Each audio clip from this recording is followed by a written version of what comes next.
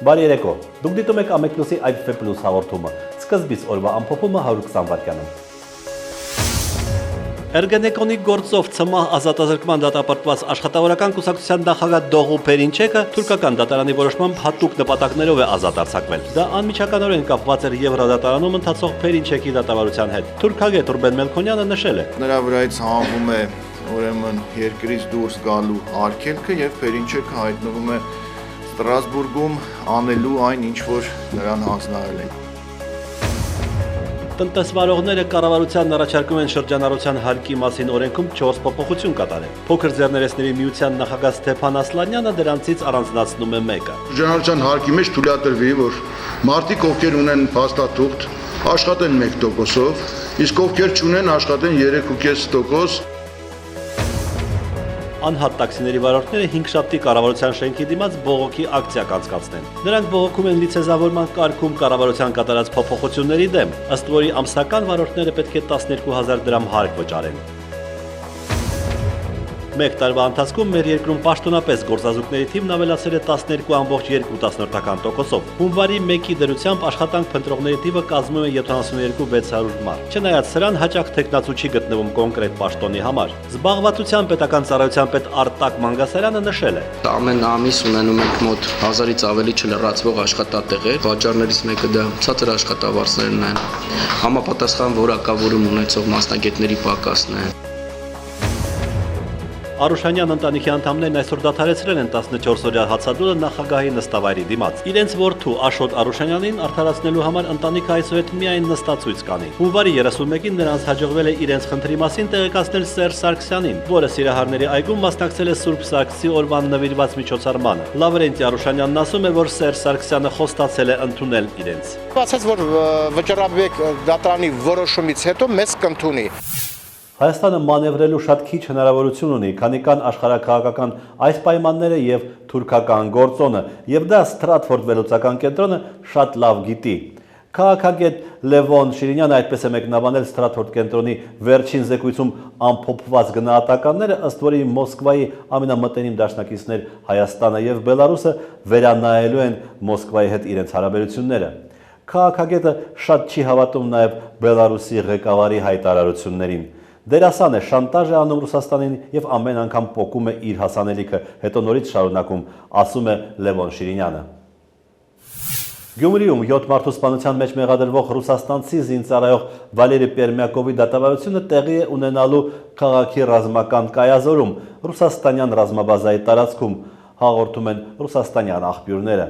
Կողմերը վերջնական համաձայնության են եկել առ այն, որ աղմկահարույց այս գործով դատավարությունը տեղի է ունենալու Գյումրիում 102-րդ ռազմաբազայի կայազորային զինվորական դատարանում, նշում են ռազմաբազայի աղբյուրները։ Դատարանը պետք է միաժամանակ քննության առնի ռուսական կողմի ներկայացված մեղադրանքները զենքով դասալքության առնչությամբ։ Միացյալ Նահանգները Մոլդովային եւ Վրաստանին $51 միլիոն կտրամադրի, իսկ Ուկրաինային $117 միլիոն։ Ռուսաստանի ճնշմանը եւ ագրեսիվ գործողություններին դիմակայելու համար։ ԶԼՄ-ների հաղորդմամբ դա է նախատեսում 2016 ֆինանսական տարվա ԱՄՆ բյուջեի նախագիծը, որը ԱՄՆ նախագահ Բարակ Օբաման ներկայացրել է կոնգրեսին։ Բացի այդ, ԱՄՆ իշխանությունը մտադիր է մինչև $275 միլիոն ծախսել Ուկրաինայի $1 միլիարդ չափով պարտքի հավելյալ երաշխիքների համար։ Օրվա լրահոսը։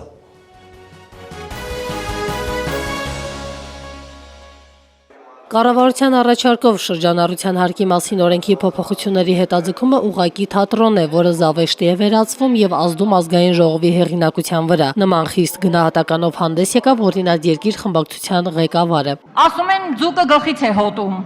Եթե այդպես է, մենք հիմա խոսում ենք պոչի մասին։ Ի պաշտպանություն փոքր եւ միջին ձեռնարկատերերի պահանջների Տիկին Բիշարյանը ավելի կոնկրետ խոսեց։ Մենք գիտենք, ասենք, երկիր է մտել 100 տոննա շաքարավազ, այդ 100 տոննան իրացվում է ՓՄԶ-ների միջոցով։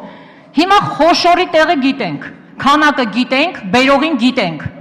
Ինչ ենք ընկել այս փոքրիկ ջանը։ Տիկին Բիշարյան, ես գիտեմ, որ դուք գիտեք, պարզապես չեք հայտնում։ Հայաստան շաքարավազ ներկրող Հայաստանի Հանրապետական կուսակցության պատգամավոր Սամվել Ալեքսանյանը բացակայում էր նիստից։ Հայ ազգային կոնգրես խմբակցության քարտուղարը խորհուրդ տվեց շատ հեռու չփնտրել խոշոր բիզնեսի ներկայացուցիչներին։ Չգիտեք խորհրդան ովքեր են այդ մենաշնորհները, ովքեր են Հայաստանում թունավորում ժողովրդին, կեղծ դեղերով, ով չգիտի, Սերժ Սարգսյանը չգիտի, ովքեր են թունավորում կեղծ արաղով, սա եմ շոու համարում, որ դուք իմանալով հանդերձ, բոլորս իմանալով հանդերձ, որտեղ է շանգլուխը, եկել ենք մկան պոչից ենք բռնել։ Հայ հեղափոխական դաշնակցությունը առաջարկեց հրաժարվել օրենքի կիրառության կամավորության կամ սկզբունքից, կամ փաստաթղթավորում, կամ 1% դրույքաչափ։ Մենք առաջարկում ենք կամավորության եւ տարբերակը։ Բարգավաճ Հայաստան կուսակցության խմբակցության քարտուղարը հարկ համարեց խոսել Սփյուռքում իրենց հանդիպումների մասին։ Նրանք հանդիպել են Հայաստանից արտագաղթած փոքր եւ միջին ձեռնարկատերերի հետ։ Տիկին Զոհրաբյանին խիստ վրդովեցրել է իշխանությունների արձագանքը։ Վերջի շրջանում իշխանության կերակրատաշտին կցված առավել ակտիվ տզրուկներ եւ սկաուտներ խիստ անհանգստացած են, թե ինչու են Սփյուռքի մեր համայնքի տարբեր ներկայացուցիչներ հրավիրում Բարգավաճ Հայաստանի ներկայացուցիչներին։ Հարցի քննարկումը կշարունակվի վաղը։ Լրագրողի վկայականը եւս չի օգնել Նոյան տապան գործակալության լուսանկարիչ Անուշավան Նիկողոսյանին, հունվարի 31-ին Բերձորում ոստիկանական մահակներից խուսափելու համար։ Եմ տալիս բեյջը, ասում եմ լրագրող եմ, կոպիտ լեզով ասեց нам всё равно։ Սեփական նախաձեռնությամբ նավթոերթին մասնակցող Անուշավանը բազմաթիվ վնասվածքներ է ստացել։ Բերձորի միջադեպի ականատեսները վստահ են, որ ամեն ինչ ծրագրված է եղել։ Մեր դիմաց կանած էին փաստացի զինված մարդիկ, դիպուկահարներով, ավտոմատներով, ընտեղշներով պատտվում էին, պատրաստված էին շալած տեխնիկապես, ունեին թռչող սարքեր, օրինակ նկարահանող, ունեին իրանք տեսախցիկները, նկարում էին ամեն ձև։ Ավտոերթին մասնակցող օպերատորները կարծում են, որ հստակ ցուցում կար, թույլ չտալ որևէ կադր տեսանկարահանել։ Մոտիկացան մի քանի հոգի, բայց շուստրի դուխի չանցար, բա դու լրագրող չես, իրանք ուզում են բոլորից տանեին բարիկադի ցենկում, որ ինչ տեղի պետք է ունենար այստեղ, տեղի ունենար հանգիստ։ Արցախի ոստիկանությունը առհասարակ իմ տեսախցիկին նայում էր ինչպես վամպիրը բարակակի լույսին։ Զգացի, որ հետևիցս քաշում են, հետո տեսա այդ բան տեսախցիկը ընկավ ձեռքիցս։ Կրացա վերցրեցի ու քաղաքացիական հագուստով ինչ որ մեկը տեսավ, որ ես տեսախցիկը վերցրեցի, խփեց ձեռքից, ընկավ տեսախցիկը ու էլ չգիտեմ ինչ կատարվեց։ Ավտոերթի մասնակիցները պահանջում են վերադարձնել իրենց տեսախցիկները։ Այսօր նրանք երեքն էլ տեսախցիկներ չունեն եւ չեն կարողանում կատարել իրենց մասնագիտական պարտականությունները։ Ապրիլի 23-ին Մայրաթոր Սուրբ Էջմիածնում տեղի կունենա հայոց ցեղասպանության զոհերի հավաքական սրբադասում։ 1.5 միլիոնը ենթադրում են զանազան երևույթներ, դրանք կլինեն այլադավաններ, ոչ հավատացյալ մարդիկ եւ այլն։ Մենք այդ քննությունը անհատ առ անհատ չենք կատարելու։ Սրբադասման կարգը վերականգնվել է 400 տարվա ընդմիջումից հետո։ Այն անցյալ տարի հաստատվել է եպիսկոպոսատ ժողովում։ Սրբադասման համար եկեղեցին 4 պայման է նշում՝ նահատակություն, հավատքի եւ հայրենիքի համար, սրբակենցաղ կյանքը, հրաշքների առկայությունը եւ հավատքի քարոզչությունը։ 4 պայմանների առկայությամբ է, որ նաեւ առաջարկվել էր ցեղասպանության մեր մեծ նահատակների սրբադասման հնարավորությունը քննել։ Սրբազանը խորհուրդ է տալիս երկու երևույթ չմիավորել՝ սրբացնելն ու սրբադասումը։ Սրբացնողը ընդհանրապես ժողովուրդն է իր մտքով կամ իր վկայություններով եւ հետեւաբար եկեղեցին միայն ճանաչում է դա։ Սրբադասման համար մշակվել է հատուկ ծիսական արարողություն, մեծ պատվիրակություն է սպասվում տարբեր եկեղեցիներից։ Սրբազանը հավաստիացնում է արարողությունը քաղաքական ենթատեքստ չունի։ Սա արվում է պահանջատիրության զգացումով, իսկ մեր համաքաղաքացիների վերաբերմունքը սրբադասմանը միանշանակ չէ։ Զոհերի հիշատակը հարգել պարտավոր ենք բոլորս, բայց սրբացնել, եթե եկեղեցին գտնում է դա պետք է, իհարկե պետք չէ անտեսել ու սրբացնել, դրանով անցնի գնա։ Եթե նման բան կա անելու, իհարկե ես կողմ եմ, կարելի է եւ տես պահանջատիրական գործունեություն ծավալել։ Բոլոր տարբերակները պետք է ընդունվի։ Սրբադասումն ավարտվելու է 19-ից 15-ին խորհրդանշելով 1915 թվականը։ Արողակարգից հետո Մայրաթորում եւ աշխարհի բոլոր հայկական եւ հավանաբար նաեւ այլադավան եկեղեցիներում 100 անգամ հնչելու են զանգերը, որին հաջորդելու է լռության րոպեն։ Ֆինանսների փոխնախարարը տեղյակ չէ նախկին падգամավոր Հակոբ Հակոբյանի ձերբակալության մանրամասներից։ Ոչ մի տարակուսելու բան չկա կարծում եմ, մեր կապակցությամբ ես ամեն հարցերով չեմ զբաղվում։ Հակոբ Հակոբյանը ձերբակալվել է փետրվարի 2-ին ֆինանսների նախարարության հարուցած քրեական գործի շրջանակներում։ Բոլոր այն դեպքերում, երբ որ հարկային պարտավորությունների չափը գերազանցում է քրեական օրենսգրքով նախատեսված համանաչափը, որի համար արդեն նախատեսում է քրեական պատասխանատվություն, բնականաբար ֆինանսների նախարարությունը ունի քննչական վարչություն, քննչական վարչությունում գործը քննվում է եւ ուղարկվում է համապատասխան մարմիններին։ Հակոբ Հակոբյանը պատրաստվում էր իր սցենարով նկարահանված հիշողություն ֆիլմը ներկայացնել հանդիսատեսին, որը մեծ քննադատության էր արժանացել։ Ձերբակալումից ժամեր առաջ նա լրատվամիջոցներից մեկին հարցազրույց է տվել ու ասել. Ֆիլմի մեջ երբ որ կան շատ դաժան կտորներ, որտեղ որ թուրքերը ոնց են հրճում, ոնց են ծիծաղում։ Դրանով ուզեցել եմ ես աշխարհին ցույց տալ, որ այդ ծիծաղը, որը որ 100 տարի առաջ ծիծաղել են, այսօր նա փոխանցվել է այսօրվա իրականության դաշտ։ Այսօր էլ նույն ծիծաղը կա։ Այսօր նույն ծիծաղը ծիծաղում է Էրդողանը։ Առայժմ պարզ չէ ֆիլմի նկարահանումը կամ դրա համար ծախսված գումարները որևէ կապ ունեն ձերբակալության հետ։ Ինչ եք կարծում, Հակոբ Հակոբյանի ձերբակալությունը արդյոք հարված էր հայ կինոմատոգրաֆիային։ Ցանկացած բալագայում, երբ որ մենք խոսում ենք հարկերից խուսափելու կամ հարկերից չարամտորեն խուսափելու մասին, ցանկացած նման դեպքում ես կարծում եմ, որ առհասարակ նման երևույթը առաջի հերթին հարված է Հայաստանի Հանրապետությանը։ Ֆինանսների նախարարությունը արդեն հայտարարել է, որ Հակոբ Հակոբյանը ձերբակալվել է հանրորեն վտանգավոր արարքներ կատարելու կասկածանքով։ Ըստ մամուլի նրա ձերբակալությունը կապված է ուրախ եւ տխուր ՍՊԸ-ի գործունեության հետ։ Այս կազմակերպությունը զբաղվում է նաեւ տոների, ինչպես նաեւ ՍՔՕ արարողությունների կազմակերպմամբ։ Արևելյան համեմունքների հոտը զգացվում է սիրիահայ Պետրոս Քիրազյանի տաղավարին չմոտեցած։ Այստեղ կարող ես գտնել բոլոր համեմունքները, որոնք համու հոտ են տալիս ոչ միայն արևելյան ուտեսներին։ Գնորդներից շատերը հայաստանցիներն են։ Պետք է որ իրենք ալ մեզ քիչ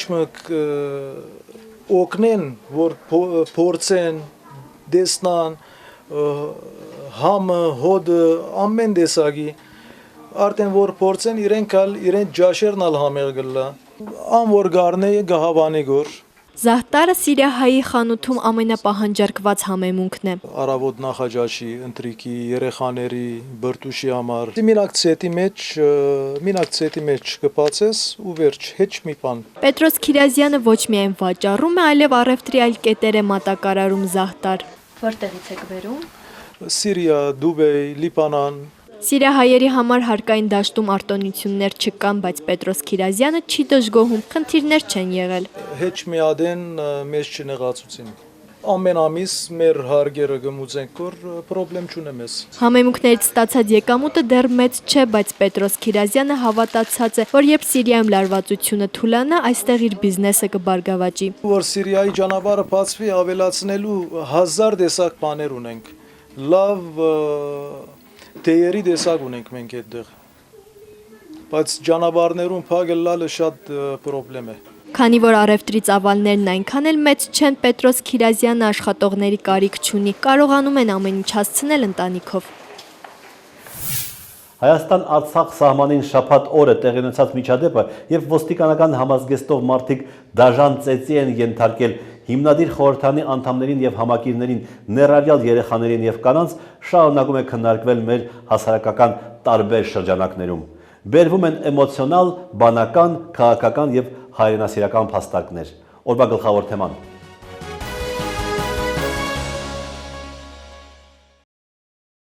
Բերձորի միջադեպը բազմաթիվ հարցեր անպատասխան է թողել։ Հիմնական հարցերի պատասխանը պետք է տա Արցախի ղեկավարությունը։ Տեսնում ես այս ամբողջ պատկերը ոնց որ թշնամուն էին դիմավորում։ Երբ այս ամբողջը կրկնում եմ, սա գալիս է նրանից, որ ամեն անգամ այսպիսի դեպքերը մնում են անպատիժ։ Հասարակությունը սովորում է այս ամեն ինչին։ Պաշտոնական Ստեփանակերտը ոչ միայն պետք է պատասխան տա, այլ նաև ներողություն խնդրի հունվարի 31-ին Բերձորում տեղի ունեցած միջադեպի համար։ Օրը ցերեկով մարդկանց ծեծելն ու նրանց ավտոմեքենաները ջարդուփշուր անելը արդարացում չունի։ Սա կլինի իրադրությունը մեղմելու լավագույն տարբերակը։ Նրանք ներողություն պիտի խնդրեն եւ հրապարակային պիտի պատժեն մի քանի բարձրաստիճան պաշտոնյայի։ Ավետիք Իշխանյանը վստահ է, որ Լեռնային Ղարաբաղի ոստիկանությունը 100-ամյակն առանց ռեժիմի նախաձեռնության անդամներին ծեծելու որոշումը չի կայացրել միանձնյա։ Հրահանգը Հայաստանից է եկել։ Օգտագործեցին ղարաբաղցիներին իրենց ներքին այս բանը ընդդիմությանը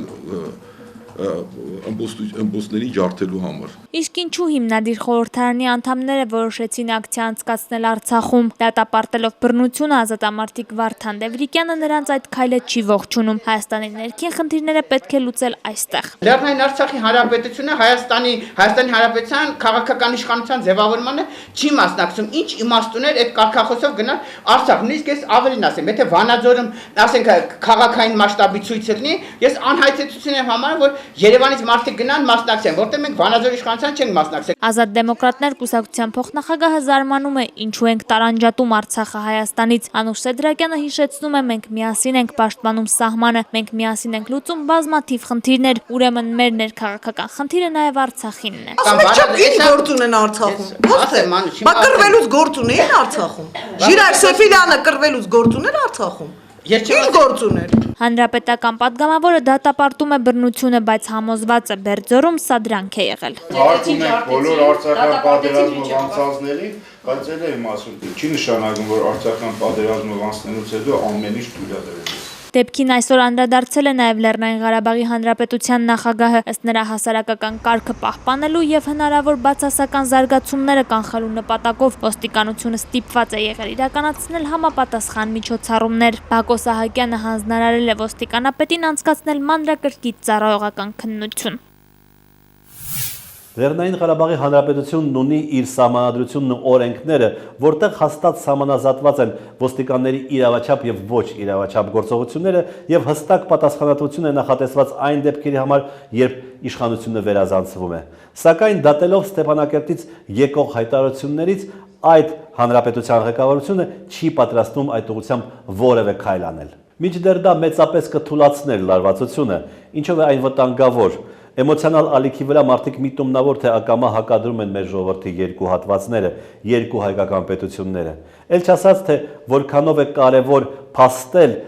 որ չճանաչված հայկական պետությունում կա օրենքի գերակայություն եւ գործում են ժողովրդավարական նորմերը։ Հիմնադիր խորհրդարանն էլ կարծում եմ իրեն պետք է դրսևորի որպես պատասխանատու քաղաքական ուժ։ Եթե նրանք ուզում են Հայաստանում հեղափոխություն անել եւ հեղափոխություն օրն էլ նշանակվել է ապրիլի 24-ը, դա իհարկե քննարկելու խնդիր է, բայց եթե նրանց նպատակն է հեղափոխությունը տարածել նաեւ Արցախի վրա, դա բոլորովին այլ հարց է։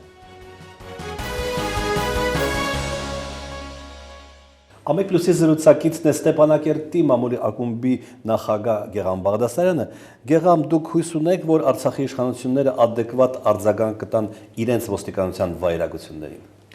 Այսօրվա խորհրդակցությունից հետո, որ հրավիրել էր ԼՂ նախագահ Բակո Սահակյանը եւ այսօրվա հանձնարարականներից հետո ես բացարձակապես ոչ մի հույս չունեմ, որ ինչ որ բան կպարզվի, որովհետեւ ոստիկանապետին է հանձնարարվել անցկացնել ծառայողական քննություն, բնականաբար ոչ մի բան էլ չի պարզվի։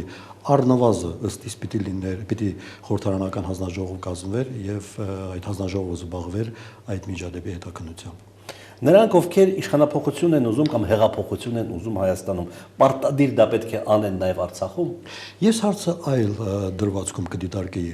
Արցախի իշխանությունները սովորաբար ասում են, որ Արցախի շենացումը դա համայն հայության խնդիրն է։ Եվ խոսում են եռամիասնության մասին։ Այն տոնով, ինչ նրանք են խոսում եռամիասնության մասին, ես կմեկնաբանի հետևյալ կերպ. եռամիասնաբար ծառայեք ինձ։ Ֆինանսական ներդրումներ արեք, նպաստեք մեր սահմանները պաշտպանելուն, բայց որքան ես եմ հասկանում, դա պիտի վերաբերվեր նաև մրցունակ, քաղաքակիրթ հանրություն, երկիր, քաղաքական դաշտ ունենալուն։ Ստացվում է, որ մենք չենք խորշում ոչ մեկի նվիրատվությունից, մենք չենք խորշում ոչ մեկի աջակցությունից, բայց երբ խոսքը գնում է գաղափարական աջակցության մասին, երբ խոսքը գնում է գաղափարների պայքարի մասին, մենք անջրպետ ենք դնում, ասում ենք չէ։ Ձեր գործը միայն մեզ ֆինանսապես եւ այլ կերպ աջակցելն է, ընդ որում ձեններդ կտրած։ Թե մենք ինչպես կանենք ու ինչ կանենք այդ գումարներով, ինչ համակարգ կստեղծենք Արցախում, դա արդեն մեր գործն է։ Եթե այս հարթությունում դիտարկենք խնդիրը, կհասկանանք, որ եթե մենք խոսում ենք եռամիասնության մասին, ապա դա նշանակում է, որ ցանկացած հայ իրավունք ունի իր ուժերի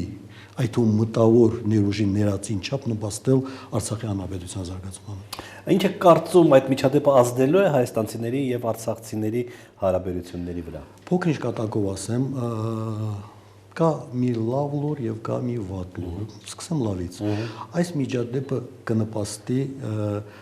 երկու հայկական պետությունների իշխանությունների հարաբերությունների առավել ջերմացման ու սերտացման։ Դա լավ լուրն էր։ Չակերտալու լավ լուրը։ Դա նշանակում է, որ Արցախի իշխանությունները հաջողությամբ Արցախի եւ ՀՀ իշխանությունները հաջողությամբ հաղթահարեցին այս փորձությունը, ապացուցեցին միմյանց իրենց նվիրվածությունը։ Վատ լուրը այն է, որ այն կխորացնի երկու հանրությունների միջև այն անջրպետ, այն անհաղորդ վիճակը, որ մինչև այսօր արդեն իսկ կար։ Եվ իսկական մտավորականության, զտարյուն մտավորականության երկու հայկական պետականությունների ազնիվ քաղաքացիների հիմնական խնդիրը սա է, անաչառ ազնիվ գնահատական կատարվածին, ինչը կնպաստի այս անջրպետի մեղմացմանը։ Շնորհակալություն։ Իմ զրուցակիցներ Ստեփանակերտի մամուլի ակումբի նախագահ Գեղամ Բաղդասարյանը։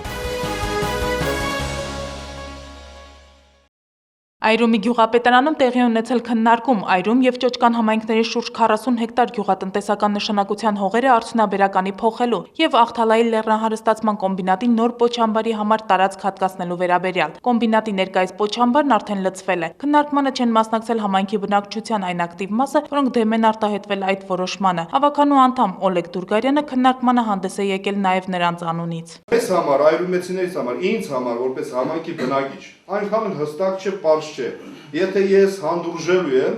այս պոչամբարը, ստեղ նախ ինչ անելու հիպ պոչամբարի հետ, այսինքն ինչ անվտանգության նորմեր են ապահովելու, որպեսզի հին պոչամբարը փակվի։ Բնակիչներին համոզել տեղափոխել շինարարական աղբը պարզվում է այնքան էլ հեշտ գործ չէ։ Հալավերդիում հասկացել են, որ դրա համար բացատրական աշխատանքներ պետք է իրականացվեն։ Մեր հարկ հավաքողների միջոցով բոլորը իմանում ենք, որ շքամուտքի առաջին ինչ բնակիչ շինարարական աղբն ակուտակված, զգուշացնում ենք իրանց բանավոր կարգով, որ անմիջապես հեռացվի, որովհետև շատ վատ անայվում շենքի բակերը աղբը կուտակված։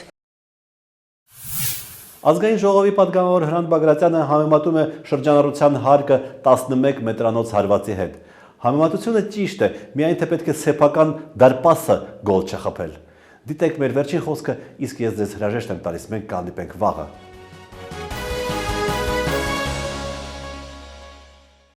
Ընկերներ, սա կոմբինացիա ֆուտբոլային պետք չի, պենալ է, պետք է պենալը խփեք գնաք, կառավարություն։ Պաս պետք չի, մի կոմբինացիա մի մտածեք։